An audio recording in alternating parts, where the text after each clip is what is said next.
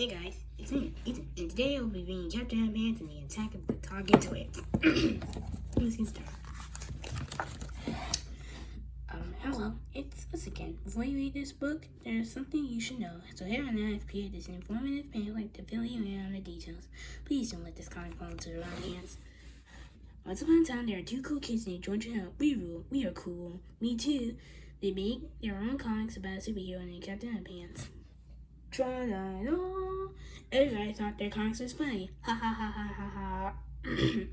Except for their principal, mean principal, Mr. Blah, blah, blah, blah. One time, Mr. Kruk was being mean to George and Hal. Blah, blah, blah. So they bought the 3 hypno ring. They hypnotized Mr. Kruk. I will obey. Then they turned him to Captain Underpants. But Mr. Kruk thought he really was Captain Underpants. He jumped out the window to fight crime. Oh, George and Hal tried to stop him, but they had to save the world first. Kaboom! Bang. When they got back to school, George poured wine on Captain Underpants' head. And he turned back into Mr. Crook, but something was wrong. Blah, blah, blah, blah, blah, blah. Because for some strange reason, every time Mr. Crook hears somebody snap their fingers, snap, he turns back into Captain Underpants. So whatever you do, don't snap your fingers around Mr. Crook. Please, please don't snap those fingers. This has been a public service announcement from George and Hal, who's still done everything. Chapter 1, George and Hal. This is George and Hal Hutchins. George is the kid on the left with the tie and the flat top. Hal's the one on the right with the t-shirt and bad haircut. Remember that now? Depending on who you ask, you probably hear a lot different things about George and Hal. Their teacher, Miss Miller, might say that George and Hal were disruptive and behaviorally challenged. Your gym teacher, Mr. Miller, might add that they were very serious in need of major adjustment. Their principal, Mr. Crook, would probably have a few more choice words to include like sneaky and criminally mischievous. I'll get those boys. It's the last thing well, you get the idea. But if you ask their parents, they'd probably tell you that George and Hal are smart and sweet and very good-hearted. Even if they were a bit silly at times, I'd have to agree with their parents.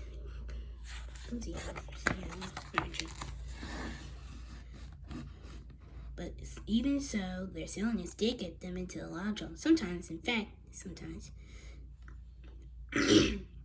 fact, it got them into a lot. It got them into so much trouble. They accidentally almost destroyed the whole planet with an army of evil, vicious, talking toilets. But before I can tell you that story, I have to tell you this story. Chapter 2, this story. One fine morning at John Hoyt's elementary school, George and Harold had just gotten out of their 4th grade remedial gym class when they saw a big sign in the hallway. It was the announcement for the second annual invention convention. George and Hal had fond memories of last year's invention convention, but this year's convention was a bit different. The first prize winner got to be principal for the day. Wow, said George. Whoever gets to be principal gets to make up all the rules the whole day. Everybody in the school has to follow the rules. We have got to win. First prize this year, exclaimed Harold. Just then, George and Hal's principal, Mr. Crump, showed up. Aha! He said, I'll bet you two are up to no good. Not really, said George. We were just reading about this year's contest. Yes, said Hal. We're going to win first prize in the contest and be principals for the day. Ha ha ha ha ha ha ha ha ha ha, laughed Mr. Crump. Do you honestly think they let you two into this year's contest after that stunt you pulled at last year's invention convention? George and Hal brought back to the first annual invention convention. Chapter 3, the flashback. It was about 1 year earlier, and all the faculty and students of Jerome Hoyt's elementary school They gathered in the gymnasium for what would later be known as the sticky chair incident. Georgia Hill had stepped up to the microphone. Ladies and gentlemen, Georgia Hill, said Georgia Hill, Harold and I have invented something that is guaranteed to keep you all glued to your seat. Yes, said Hill. We call it glue. Mr. Grip became very angry. Very angry. You two did not invent glue. He stood up to turn the microphone away from Harold. And his chair stood up with him. Everyone in the gymnasium laughed. The school secretary, Miss Anfro, stood up to help remove Mr. Crump's chair from his pants. Her chair stood up with her too. Everyone in the gymnasium laughed hard. The other teachers stood up, and you guessed it, they were stuck to their chairs as well. Everyone in the audience howled with laughter. One kid stood up to go to the bathroom, and his chair came out with him also. The audience started laughing so hard, they quickly checked their chair, and suddenly the laughter stopped completely. Everyone in the whole school was glued to their seats.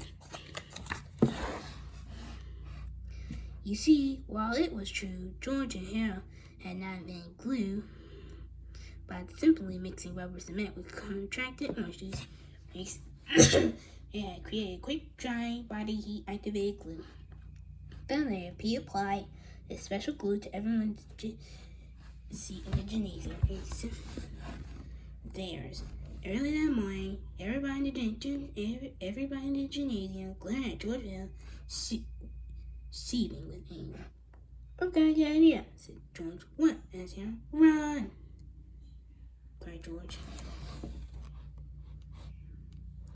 George and Hill were grinning from ear to ear, remembering their silly invention and the chaos that followed. That was hilarious. That was hilarious. Yeah, hilarious, laughed Harold. Yeah, chuckled George. It will be hard to top that this year. Well, you won't get a chance this year, said Mr. Crow. He took out a magnifying glass and held it up to the fine print on the sun. This contest is open to all students in 3rd and 4th grades, except for George Van Harold Hutchins.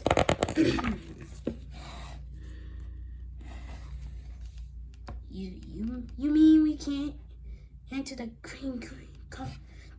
asked Harold. It's worse than that, said Mr. Crow. You boys can't even attend this year's too. You mean this year's convention? I'm putting you two in study hall that whole day. Mr. Crow turned and walked away, laughing. Rats! cried Hal. What are we going to do now? Well, said George, you know the old saying? If you can't beat him, if you can't join him, beat him. Chapter 4, the invention. Early that evening, George and Hal sneaked back to school with their supplies. They crept to the gymnasium and peeked around. I think somebody's still here. Oh, it's just Melon's aunt, said George. Melon, it was the school brainiac.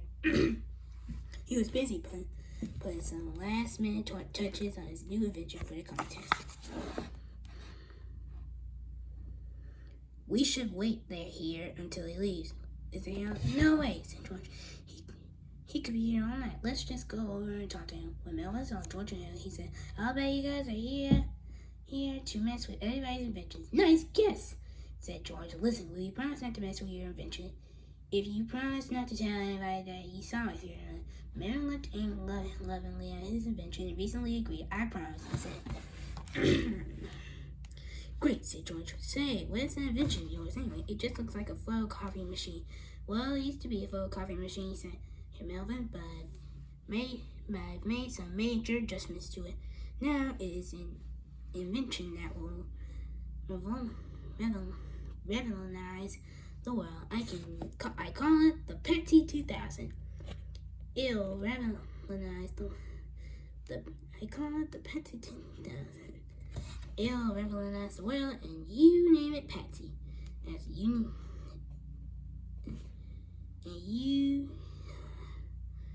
It'll revolutionize the world, and you name it Patsy. Yes, said Melvin. Patsy is acronym for the final atomic transmogulin ectofan triplets as Thomas there. I'm sorry, as I asked to help.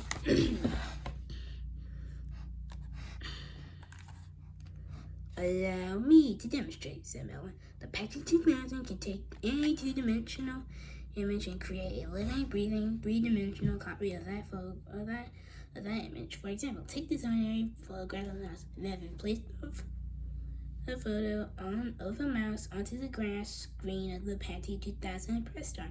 The lights in the gymnasium turned as all the power in the entire school seemed to get sucked into the Patrick 2000. Soon, the machine began to vibrate and hum loudly. Two tiny bolts of static electricity snapped out from underneath. I hope that thing doesn't explode, said Harold. This is nothing, said Millie. You should have seen how the Patrick 2000 reacted when I copied a poodle. Finally, a series of flashes, loud zaps, everything stopped. A small ding was heard, and a tiny mouse crawled down the side of the Patrick door, of the door of the Patrick 2000, and onto the floor. Isn't that wonderful? Melvin exclaimed. George inspected the mouse closely. That's a great trick, George laughed. You really had me going for a while. It's not a trick, cried Melvin. The Patrick 2000 really does bring photos to life. I've even created living creatures from paintings and drawings. Yeah, right, laughed Harold. And I thought we were con artists. George and Harold walked away, chuckling. It was time to move on, bigger and better things. Chapter 5: Bigger and Better Things.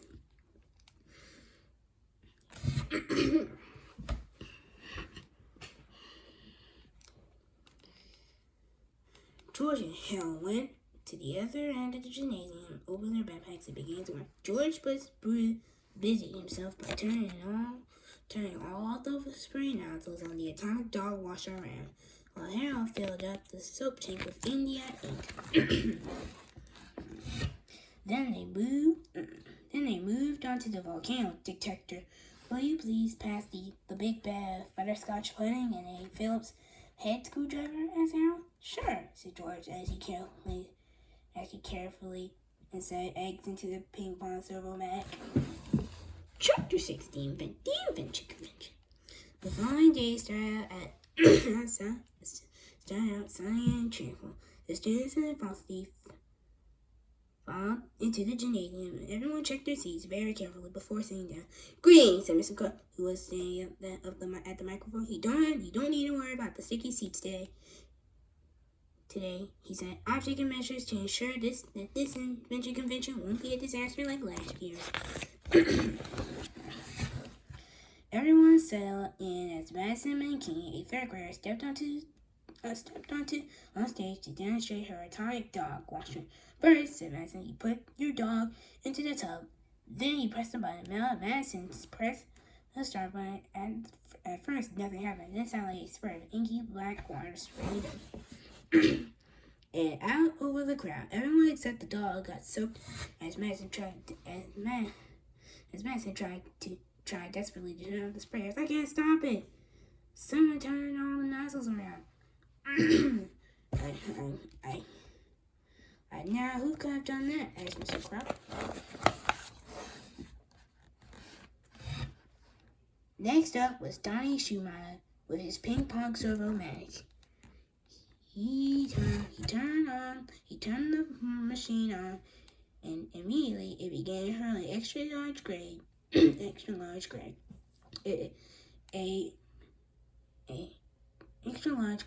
eggs into the ground. Boop, boop, boop, boop, boop, boop, boop.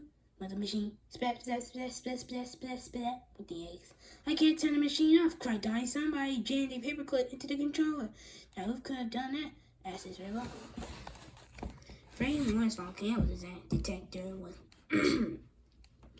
was also a big flood. When Freddie considered the circuits into the 9-volt battery. A large spring, which had been crammed into the center of his miniature volcano, launched a giant plastic bag of butterscotch pudding high into the ground. And then, somewhere between the third and fourth rows, splat!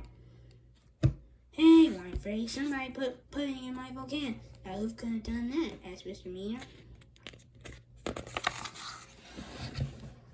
The rest of the day went on much the same way, with people shining everything, shining everything from, hey, who put oatmeal in my solar power leaf blower, to, hey, who did all the mice out my treadmill dune buggy. It wasn't long before the students and it wasn't long before everyone fled the gymnasium. And the second annual invention convention had to be called off. How could this have happened to Krabby Scrub, who wiped chocolate syrup and pencil shavings and cream of mushroom soup off his face? And sure, Georgia Hill had been in study hall all day long. I put them in there myself. Excuse me, said Mr. Crump.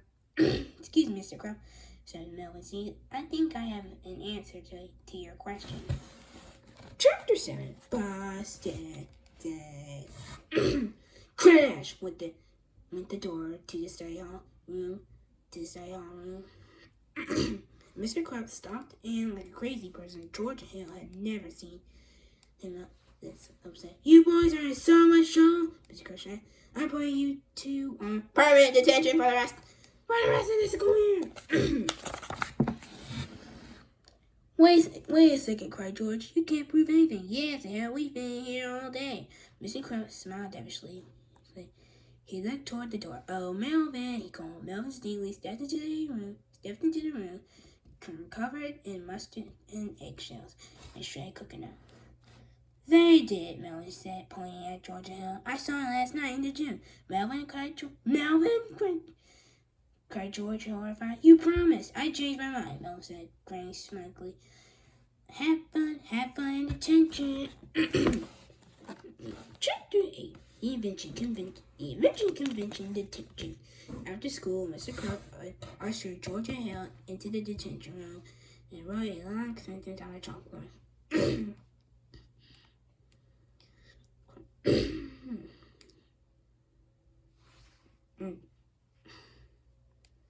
From now on, growled Mr. Crump, you boys will spend 2 hours a day after school copying the sentence over and over. I want every chalkboard in this room filled completely. On his way out the door, Mr. Crump turned and said with an evil grin, and if either of you leave this room for any reason, I'm going to suspend you both.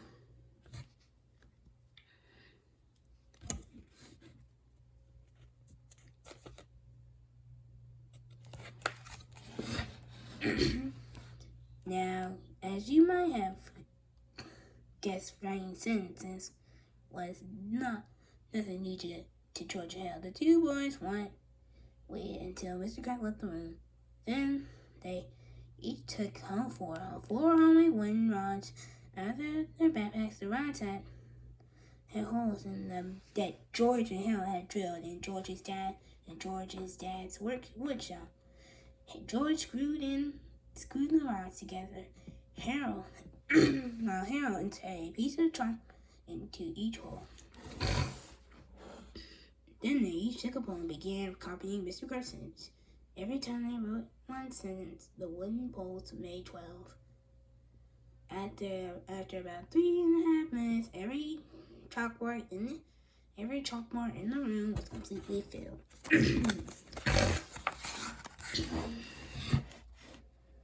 George and Harold sat down and admired their work. We've got a lot of time on our hands now, said George. Got any ideas? Hey, let's make a new comic book, said Hal. So the two boys took out some paper and pens and created an all-new adventure. It was their favorite superhero. It was called Captain Underpants and the Attack of the Talking Toilets. Chapter 9. Captain Underpants and the Attack of the Talking Toilets. One day at school, everything was pretty normal. The lunch ladies were serving toasted rat sandwiches. The principal was yelling, blah, blah, blah. And the gym teacher was being mean to everybody.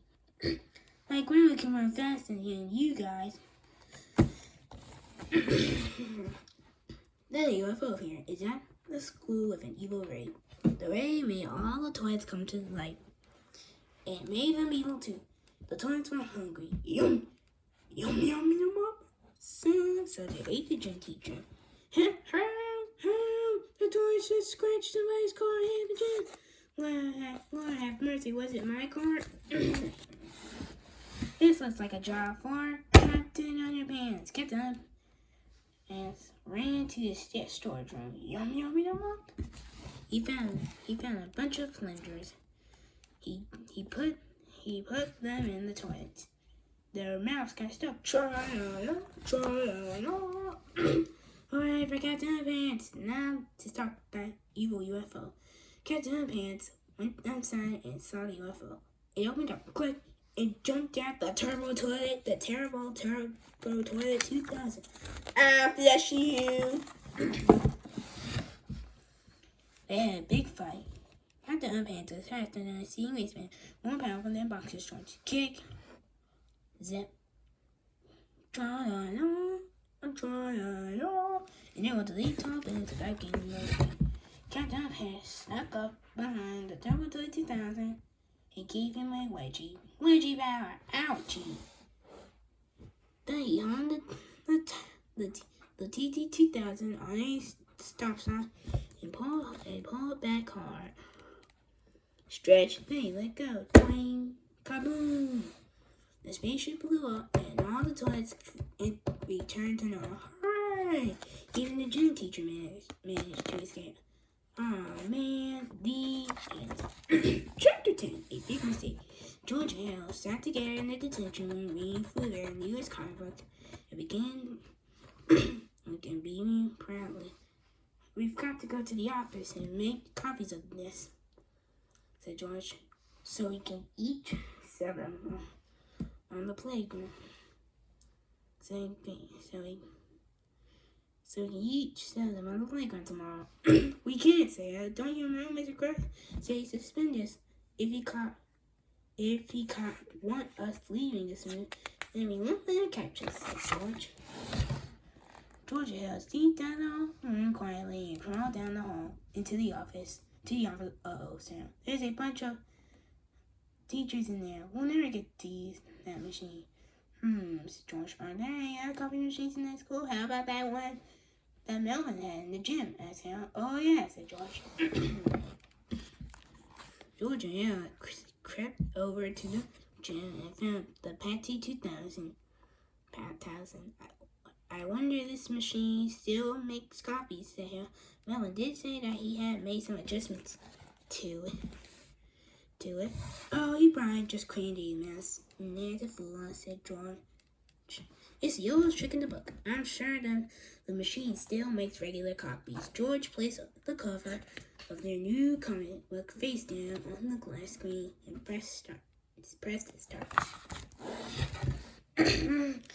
All at once, the lights in the whole school died, and the Patsy 2000 began to shake and clunk around wildly.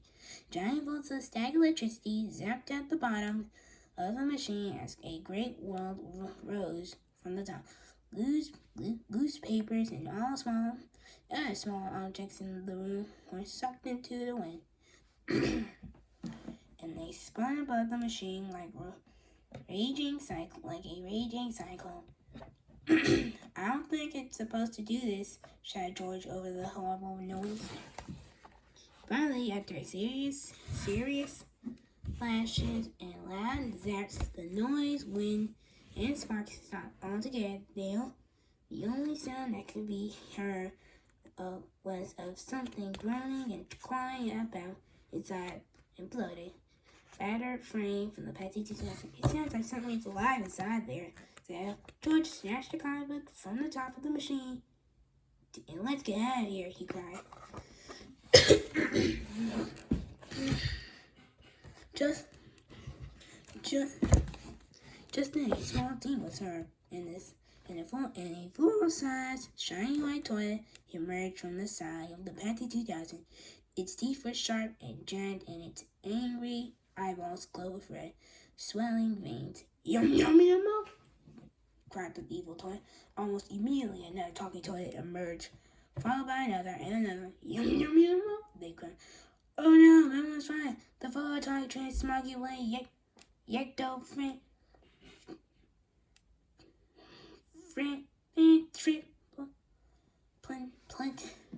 plantation Nicknaz Ziptomizer really does create living, breathing, three-dimensional copies of two-dimensional images. Harold cried, convoluted. I've got an idea, said George. What? What? asked Harold. Run! cried George. Chapter 11, the Invention Convention Detention Suspension.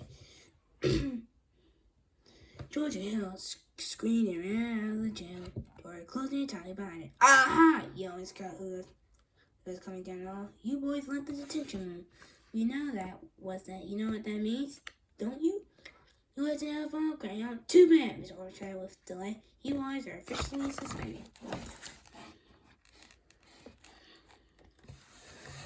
Wait, cried George. You got to listen. Behind this door is an army of evil talk. Vicious talk. I don't have to listen to you boys ever again, laughed Mr. Crow. Now get your stuff and get out of school. But Harold Sam, you don't understand.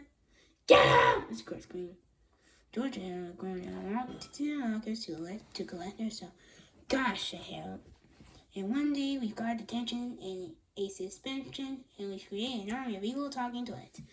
He wants to take over the world. That's a pretty bad day, even by our standards. Oh well, said George. Oh well, so I just hope things don't get any worse. Chapter 12, Thanks and Horse. Word spread quickly throughout the office that George and Harold had been suspended. The teachers rushed out to cheer and laugh. The two boys at the two boys, you're in big trouble now, chuckle. I can't wait to tell your parents and call your parents and tell them the news. Let their desks outside and chop them up, cried Israel. Let's do a party in the gym, shouted Mr. Meaner. No, cried George. Whatever you do, don't open the door to the gym. We can do it whatever we like, no, Mr. Meaner. As he dashed over to the gymnasium door. Look, I am opening the door. He quickly opened the gym door. Now I am closing the door, he said. Now I am opening the door again, and now an evil toy has stuck its mouth through the door and snapped Mr. Meaner up and swallowed him whole. Flush! The talking toilets then pushed their way through the open gymnasium doors. It spilled out into the hall. Yum yum yum. The toy spit out. Yum yum yum. The teachers couldn't believe their eyes. They screamed for their lives. Only Mr.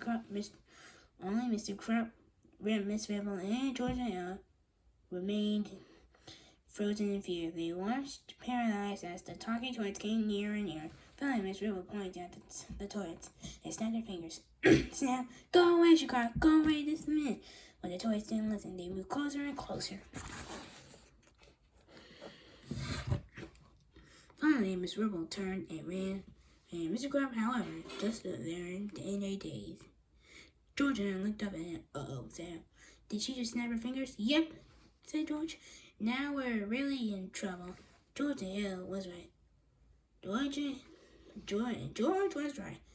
For at that moment, Mr. Crump had begun to change. A silly rogue smile came over his face as he stood defiantly before his foes. Output, it's not you, vile villains, he said fiercely, but first I need some supplies. Mr. Crump turned and dashed to his office. George and Hill ran after him. Why did Mr. like to snap her fingers? Cried Hill. Why? There are none of that, cried George. Mr. Crippet turned to Captain Underpants. We've got to pour water on his head before it's too late. Well, guys, I'm gonna cut and do a part 2. See you tomorrow for part 2. Bye.